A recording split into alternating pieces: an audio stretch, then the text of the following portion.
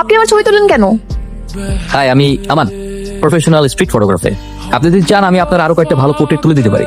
তো আপনি আপনার সৌন্দর্য বন্দি করুন না, আপনি আমার ছবি কেন তুলছেন? আপনি যদি এটা পছন্দ না করেন, I am really so sorry. পানি কেন? আমার মনে হচ্ছে আপনার প্রয়োজন। ভরসা করতে পারেন, অতটাও খারাপ মানুষ নই।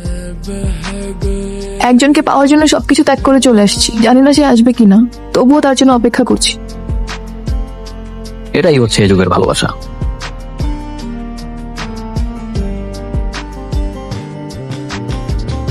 এই যে তোমার নাম কি? আমার নাম শামিম। তুমি কি আমাকে ফেলতে নিবে? না তুমি যাও। ওই দেখছিস ওর হাতে কার ডাক্তার? তুমি জানো আমার আম্মু কি বলেছে? সৌন্দর্য হলো আল্লাহ দৃষ্টির ছাপ। তুমি কি জানো তোমার এই ডাক্তার কতটা ইউনিক? এর জন্য তোমাকে সবার থেকে আলাদা লাগে। তুমি কি আমার বন্ধু হবে? আরে বাবা, কান্নাকাটি করছো কেন? আমি তো চেষ্টা করছি, তাই না? অযথা কান্নাকাটি করো না তো। তোমরা আমাকে মাফ করে দিও, তাদের কষ্ট দিচ্ছি। এখন আর কান্নাকাটি করতে হবে না, যা হবার তা তো হয়ে গেছে। যা ভিতরে যা। আমাদের দেশের অবস্থা দেখতেই পাচ্ছেন, নির্দিষ্ট বাসস্থান থাকা সত্ত্বেও বাসগুলি রাস্তায় দাঁড়িয়ে আমরা যাত্রী ওঠানামা করছি। সামনে একটি হসপিটাল আছে, যে কোনো সময় দুর্ঘটনা ঘটে চলতেছে না। ভাই, is it live?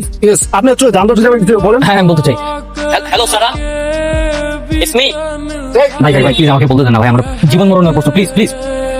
Hello Sara, it's me. ওই যে তার সাথে বাস স্ট্যান্ডে দেখা হয়েছিল স্যার, আমি তোমাকে সেদিন প্রথম দেখার পরে বুঝতে পেরেছিলাম ইটস মাই স্কুল ফ্রেন্ড।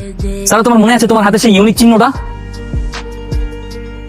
আমি ওটা দেখেই বুঝতে পেরেছিলাম যে তুমি আমার সেই স্কুল ফ্রেন্ড। স্যার, আমি তোমাকে আবারও পেয়ে হারিয়ে ফেললাম। সারা, তুমি যদি এটা দেখে থাকো, please please please do contact with me. Here is my contact number 01। Thank you very much, thank you very much.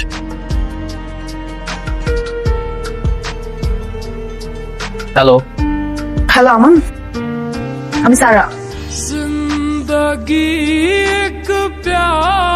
High high, finally আবারও দেখা হয়ে গেল।